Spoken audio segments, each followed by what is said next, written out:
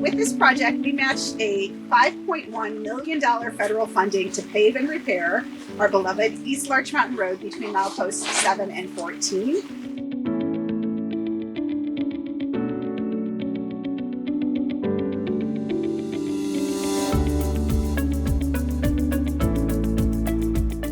Our work doesn't often take us right into the middle of a beautiful national forest area, so this is really fantastic to get out here today.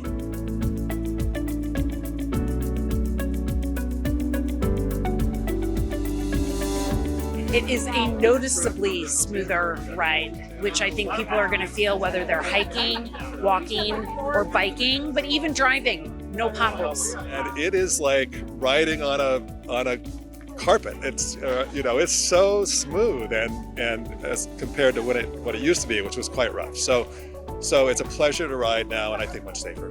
A lot of times when you're heading out to take advantage of some of our amazing trails or cycling routes or whatever, you have to go on a road that's like full of potholes and gravel, and it's not always feels like the safest way to get there. Coming up here today was amazing. Even just driving up here, the road was so smooth, so safe.